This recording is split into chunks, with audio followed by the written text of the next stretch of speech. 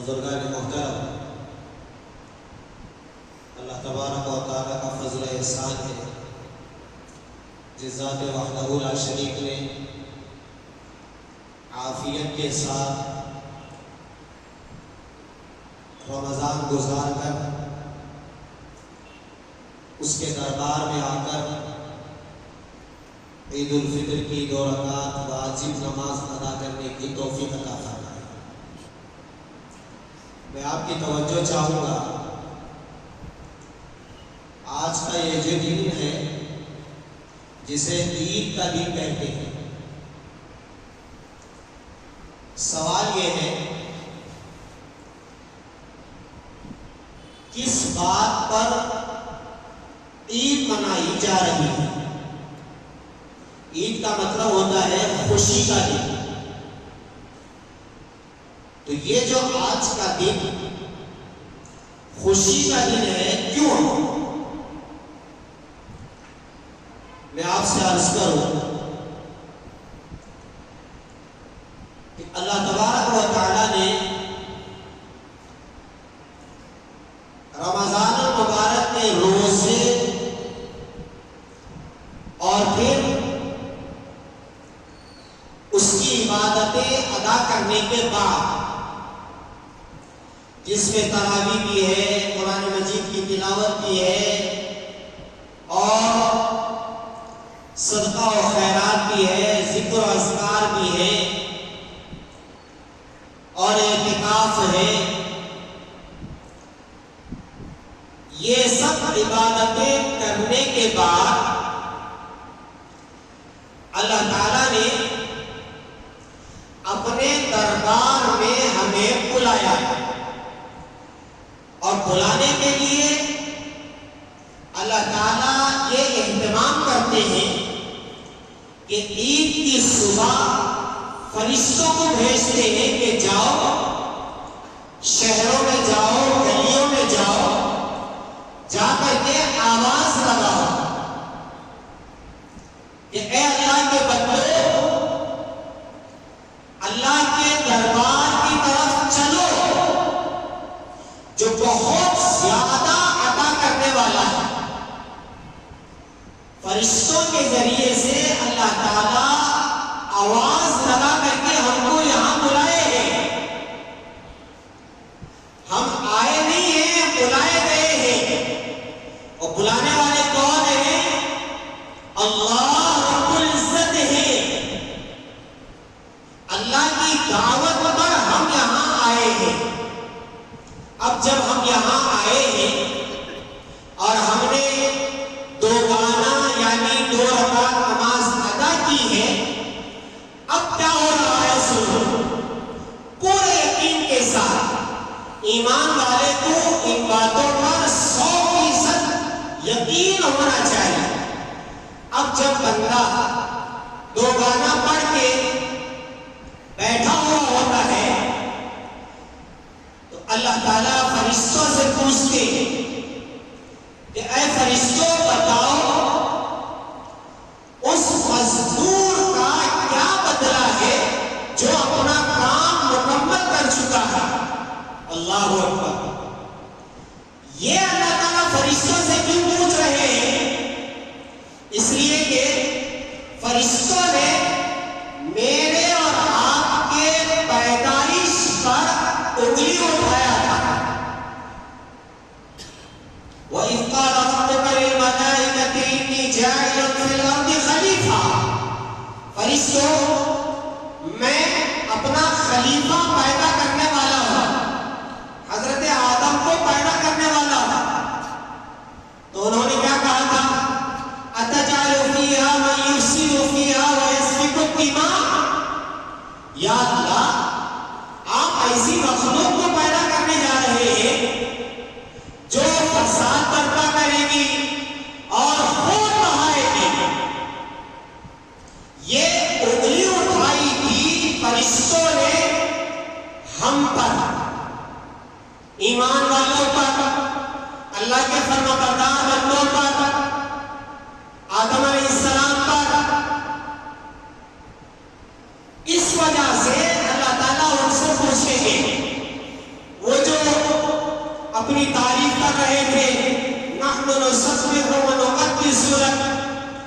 یا اللہ آپ کی تسبیح آپ کی تقدیس ہم کریں گے، آپ کی عبادت ہم کریں گے، آپ ایسی مخلوق کو کیوں پیدا کرنے جا رہے ہیں؟ جب مسلمان بندہ اللہ کا حکم سمجھ کر روزہ رکھا، سنت سمجھ کر اس میں تراویح پڑھی اور قرآن مجید کی تلاوت اللہ کے بندوں نے، اللہ کے بندیوں نے صبح شام رمضان المبارک میں خوب پڑھتے رہے، ذکر و اذکار کرتے رہے، مراقبے کرتے رہے، صدقہ و خیرات کرتے رہے، اللہ کو راضی کرنے کی پوری کوشش کرتے رہے، کبھی تہجد میں اٹھ کر رو رہے ہیں، کبھی اشراق کے بعد رو رہے ہیں، کبھی افطار کے وقت میں افطاری کی چیزیں رکھ کر کے رو رہے ہیں، رو رہے ہیں، رو رہے ہیں، اپنے گناہوں کو یاد کر رہے ہیں۔ یا اللہ میں بہت بڑا پاپی ہوں، یا اللہ میری آنکھیں گناہ کی ہوئی ہے، یا اللہ میرے کان گناہ کیے ہوئے ہیں، یا اللہ میں نے زندگی میں جھوٹ بھی بولا ہے، یا اللہ میں نے زندگی میں پتہ نہیں کون کون سا گناہ کیا ہے۔ افطار کے وقت میں بندے بیٹھ کر کے اللہ سے رو رو کر معافیاں مانگ رہے تھے۔ ایک دن نہیں، 2 دن نہیں، پورا 1 مہینہ اللہ دیکھ رہے ہیں میرے بندے روزہ رکھ کر کے، تراویح پڑھ کر کے، میرا قرآن، میرا کلام پڑھ کر کے مجھ سے معافی مانگ رہے ہیں، مجھ سے آہوازاری کر رہے ہیں، ان کے آنسو صبح شام بہ رہے ہیں۔ بس ایک ہی تمنا ہے، میرا رب مجھ سے راضی ہو جائے، میرا اللہ مجھ سے راضی ہو جائے، مجھے جنت میں بھیج دے، جہنم سے بچا لے۔ اللہ نے مغفرت کا عشرہ بھی اسی لیے دیا تھا اور پھر جہنم سے آزادی کا عشرہ بھی اسی لیے دیا تھا، جب بندہ 1 مہینے تک اللہ کو راضی کرنے کے لیے آنسو بہا بہا کر کے، سجدے کر کر کے، تلاوت کر کر کے، ذکر و اذکار کر کر کے، صدقہ و خیرات کر کر کے جب 1 مہینہ مکمل کیا اور عید کا چاند دیکھ کر کے ہم یہاں آئے تو اللہ ان فرشتوں سے پوچھ رہا ہے، تم نے کہا تھا نا یہ خون بہائیں گے، تم نے کہا تھا نا یہ فساد مچائیں گے، دیکھو یہ میرے بندے جنہوں نے میرا حکم پورا کیا، ان کے سامنے لاکھ نعمتیں تھی، لیکن میں نے انہیں حکم دیا، یا ایھا الذین آمنوا کتب علیکم الصیام کما کتب علی الذین من قبلکم لعلکم تتقون۔ تو میرے حکم پر انہوں نے روزہ رکھا، کھانا پینا چھوڑا، نفسانی خواہشات چھوڑی، اور 1 دن نہیں، پورا 1 مہینہ مجھے راضی کرنے کی کوشش کرتے رہے۔ میں نے جو کام دیا تھا، میں نے جو انہیں ذمہ داری دی تھی، انہوں نے وہ ذمہ داری پوری کی۔ فرشتوں بتاؤ ان سے کیا معاملہ کرنا چاہیے؟ اور کیا پوچھ رہے ہیں؟ جو مزدور اپنا کام مکمل کر دے اس کے ساتھ کیا معاملہ کرنا چاہیے؟ بزرگان محترم، یہ اتنا بڑا اعزاز ہے میرا اور آپ کا، پورے یقین کے ساتھ اتنا بڑا اعزاز فرشتوں کے سامنے اللہ پوچھ رہے۔ زندگی میں ہم نے یہ بات بہت مرتبہ سنی ہے، لیکن ذرا خیال کریں، فرشتوں کے سامنے اللہ پوچھ رہے، بتاؤ ان کے ساتھ کیا معاملہ کرنا چاہیے؟ یعنی ہماری عبادت کا اقرار کروا رہے ہیں فرشتوں سے۔ اللہ کو پسند نہیں آیا تھا فرشتوں کا اعتراض کرنا۔ ہاں فرشتے کہیں گے، یا اللہ جو مزدور اپنا کام مکمل کر چکا ہے، حق تو یہ ہے کہ اس کی مزدوری دے دی جائے۔ اب کیا کریں گے؟ اب فرشتے کیا جواب دیں گے؟ نہیں، اللہ نہیں دینا چاہیے، ہم نے جو کہا تھا یہ فساد کریں گے، یہ خون بہائیں گے، ایسے لوگوں کو آپ کیوں بخش رہے ہیں؟ اللہ نے ان کی زبان بند کر دی. ہاں کیا پیار ہے اللہ تعالیٰ کو ہم سے. فرشتوں کو گواہ بنا کر کے کہیں گے فرشتوں تم گواہ رہو، میں نے ان کی مغفرت کر دی. اتنا ہی نہیں، ان کی برائیوں کو میں نے نیکیوں میں تبدیل کر دیا. اللہ اکبر کبیرہ. ہاں یہ عید کی خوشی اسی پر ہے کہ اللہ میری مغفرت کرنے کے لیے یہاں بلایا ہے اور فرشتوں کو گواہ بنا کر کے کہہ رہا ہے کہ میرے بندوں، میرے عزت و جلالت کی قسم کھا کے اللہ نے کہا میں نے تمہاری مغفرت کر دی، تمہاری برائیوں کو نیکیوں میں تبدیل کر دیا. تو فرشتے کہیں گے جب یہ لوگ اٹھ کر کے جا رہے ہوتے ہیں، فرشتے کہیں گے کہ جاؤ تم شروع سے اعمال کرنا شروع کرو. اب تمہارے نام اعمال میں کوئی برائی نہیں ہے. جیسے بچہ پیدا ہوا معصوم، ایسے لوگ عید کی نماز پڑھ کے جب واپس جاتے ہیں، علماء نے فرمایا 100% ہمیں یہ یقین ہونا چاہیے، بلکہ اگر میں یہ کہوں تو شاید غلط نہیں ہوگا، عید کے بعد جو لوگ مصافحہ آ کر کے معانقہ کرتے ہیں، بس اسی بات کا معانقہ ہے اللہ نے میری مغفرت کر دی، آپ کی مغفرت کر دی.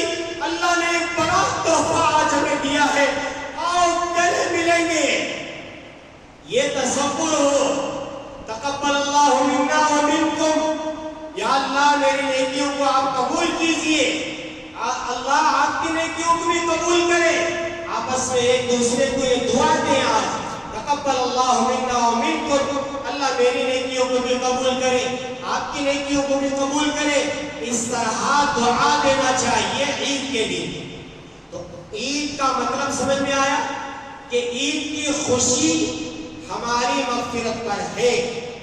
اب سنو میرے عزیزوں، ایک خاص بات میں آپ سے عرض کرنا چاہتا ہوں، اس کا مخاطب میں سب سے پہلے میں ہوں. کیا ہے؟ دیکھو رمضان میں ہم نے اپنے مغفرت کرائی ہے، یقین کرو اللہ نے اپنے فضل سے ہماری مغفرت کر دی.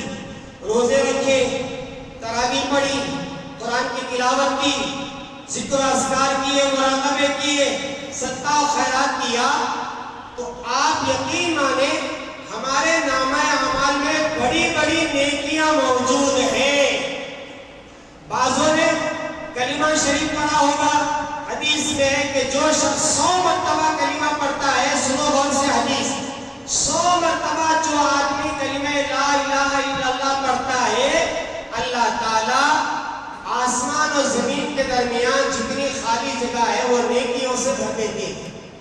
اب یہاں کتنے لوگ ہوں گے جو روزانہ ہزاروں کی مقدار میں کلمہ طیبہ پڑھا ہوگا، درود شریف میرے اور آپ کے آقا تاجدار مدینہ احمد مصطفیٰ محمد مصطفیٰ حضرت رسول اللہ صلی اللہ علیہ وسلم پر کتنی مرتبہ درود پڑھا ہوگا.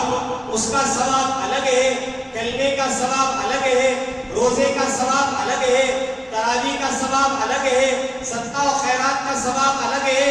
چھپ چھپ کر کے آپ نے جو سجدے کیے ہیں، آنسو بہائے ہیں، ایک بڑا ذخیرہ نیکیوں کا ہمارے پاس موجود ہے اللہ کے فضل سے.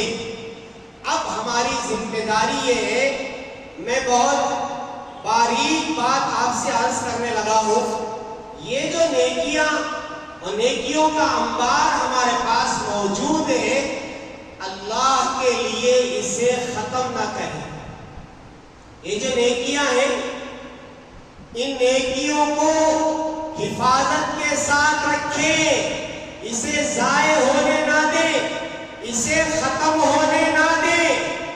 اب آپ پوچھیں گے نیکیاں کرنے کے بعد ختم کیسے ہو جاتی ہے؟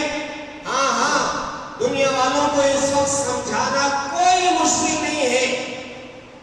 اس لیے کہ کمپیوٹر کا زمانہ ہے، بہت سارا ہمارا ڈاٹا کیا ہوتا ہے، کبھی چھوٹی سی غلطی ہوتی ہے سب کا سب ختم ہو جاتا ہے۔ ایسے ہی بندہ کبھی گناہ کرتا ہے، کبھی چھوٹا سمجھ کر، کبھی بڑا سمجھ کر، کبھی جانے میں کبھی انجانے میں، جب گناہ کرتا ہے میرے پیاروں یاد رکھو، پھر یاد رکھو، پھر یاد رکھو، آدمی ادھر گناہ کرتا ہے، ادھر نیکیاں اس کی ختم ہوتی چلی جاتی ہیں۔ نیکیوں کی حفاظت کر کے لے جانا یہ بہت بڑا مسئلہ ہے میرا اور آپ کا۔ اس لیے ہر دن جب اٹھو اللہ سے یہ دعا کرو کہ یا اللہ آج کا میرا دن ایسے گزرے کہ میں آج ایک گناہ بھی نہ کروں۔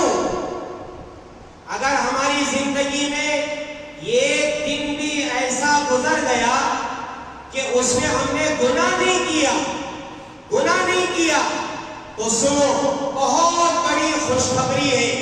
وہ خوشخبری یہ ہے، خواجہ ابو الحسن خرقانی رحمۃ اللہ علیہ فرماتے ہیں جو بندہ ایک دن ایسا گزارے گا جس میں کوئی گناہ اس نے نہیں کیا تو وہ دن اس کے لیے ایسا ہے جیسے اس نے وہ دن اپنے پیغمبر، اپنے نبی حضرت سیدنا محمد رسول اللہ صلی اللہ علیہ وسلم کے ساتھ میں گزار لیا۔ اللہ کے رسول کے ساتھ رہ کر کے وہ دن گزارا، ایسا اسے اجر ملے گا۔ اس لیے میرے عزیزوں، اللہ تعالیٰ نے بہت بڑی دولت ہمیں عطا فرمائی۔ روزے ہم نے ادا کیے، تراویح ہم نے پڑھی۔ ہاں، جن کی روزوں کی قضا ہو گئی ہے کسی وجہ سے، وَمَنْ كَانَ مِنْكُمْ مَرِيضًا أَوْ عَلَى سَفَرٍ فَعِدَّةٌ مِّنْ أَيَّامٍ أُخَرَ يُرِيدُ اللَّهُ بِكُمُ الْيُسْرَ وَلَا يُرِيدُ بِكُمُ الْعُسْرَ۔ اللہ نے کہا جو بیمار ہو گیا تھا یا سفر میں چلا گیا تھا، جس کے روزے چھوٹ گئے، یا ایسی عورتیں جو اپنے فطری تقاضے کی بنا پر ان کے روزے چھوٹ گئے، تو اب حکم یہ ہے کہ وہ اپنے روزوں کی قضا کر لے۔ یہ جو نفل روزے لوگ رہتے ہیں ان میں اپنا فرض پورا کر لے۔ اور اگر کوئی بندہ یا بندی روزہ رکھ ہی نہیں سکتا یا نہیں سکتی تو پھر حکم یہ ہے کہ وہ فدیہ ادا کرے۔ ایک روزے کا فدیہ ایک صدقہ فطر کے برابر ہے۔ آپ آتے ہوئے صدقہ فطر ادا کر کے آئے ہیں، جو سب سے کم صدقہ فطر ہے وہ ہمارے اس علاقے میں 70 پر 5 روپے 75 روپے ہے، تو ایک روزے کا فدیہ 70 پر 5 روپے ہے۔ اگر کسی کے 4 چھوٹ گئے ہو، 10 چھوٹ گئے ہو، یا اللہ نہ کرے ایسا کوئی بیمار تھا جس کے پورے روزے قضا ہو گئے، تو میرے عزیزوں کو پہلی فرصت میں وہ ایک فدیہ ایک روزے کا 70 پر 5 روپے کے حساب سے ادا کر، پھر اللہ سے روتے کہے کہ یا اللہ میں روزہ تو نہیں رکھ سکا لیکن میں نے فدیہ ادا کیا ہے۔ اللہ آپ ہی نے کہا ہے جو روزہ نہیں رکھے وہ فدیہ ادا کر دے، میں نے وہ حکم تو پورا نہیں کیا لیکن آپ کا یہ حکم میں نے پورا کیا ہے، اللہ اسے اپنے دربار میں قبول کر لیجئے۔ انشاءاللہ اللہ تعالیٰ صحیح معنوں میں بیمار ہے تو اس کا فدیہ ادا کرنا انشاءاللہ روزے کے برابر ہو جائے گا، اللہ تعالیٰ اسے اجر عطا کرے۔ تو یہ خاص بات میں نے عرض کی ہے کہ اپنے نیکیوں کی حفاظت کرے، گناہ نہ کرے۔ دیکھو میرے عزیزوں، جب بندہ گناہ کرتا ہے تو اللہ تعالیٰ کو ایسے غصہ آتا ہے جیسے شیر کو اپنے شکار کرتے وقت میں غصہ آتا ہے۔ اسے ذرا سمجھو، اللہ کو ناراض نہ کرو، جب پکڑنے پر آتا ہے ان بطش ربک لشدید، جب پکڑنے پر آتا ہے تو ایسا پکڑتا ہے پھر آدمی چھوٹ نہیں سکتا۔ اللہ تعالیٰ نے جو ہمیں انعامات دیے ہیں، اسلام جیسا مذہب ہمیں عطا کیا ہے، جو اللہ کو سب سے زیادہ پسندیدہ مذہب ہے۔ ان الدین عند اللہ الاسلام، اللہ تعالیٰ کے نزدیک سب سے پسندیدہ جو دین ہے وہ دین اسلام ہے۔ اس پر ہم اللہ کا شکر ادا کریں، اور پھر ہمارے نبی رحمت دو عالم صلی اللہ علیہ وسلم جن کے ہم امتی ہیں، اس پر جتنا بھی ہم شکریہ ادا کریں کم ہے۔ اس لیے فرض نمازوں کی پابندی کریں، اور قرآن مجید کی تلاوت جیسے آپ نے کی ہے اسے باقی رکھیں۔ کچھ نہ کچھ روزانہ قرآن مجید کھول کر کے کچھ نہ کچھ پڑھیں۔ صبح شام کے ذکر و اذکار، اور خاص طور پر عید کے نام پر کوئی گناہ ہرگز نہ کریں۔ عید کی خوشی کے نام پر اللہ کا میں واسطہ دے کر عرض کرتا ہوں، عید کی خوشی کے نام پر کوئی گناہ نہ، آنکھوں کی حفاظت کرے، کانوں کی حفاظت کرے، جتنا ہو سکے اپنے دل کو سنوارنے کی فکر کرے، دل کو روشن کرنے کی فکر کرے، اور پھر ہمیشہ یہ دعا کرتے رہے کہ یا اللہ اسلام والی زندگی عطا فرما اور ایمان پر خاتمہ بالخیر فرما۔ اللہ تعالیٰ سے دعا فرمائے اللہ تبارک و تعالیٰ ہماری عبادتوں کو قبول فرمائے، اور جو لوگ بیمار ہیں اللہ تعالیٰ انہیں صحت کاملہ عاجلہ دائمہ مستمرہ عطا فرمائے، اور اللہ تعالیٰ اسلام والی زندگی نصیب فرمائے اور ایمان پر خاتمہ بالخیر فرمائے۔ وآخر دعوانا ان الحمدللہ رب العالمین۔ ایک اعلان ہے کہ ایک بیوہ خاتون ہے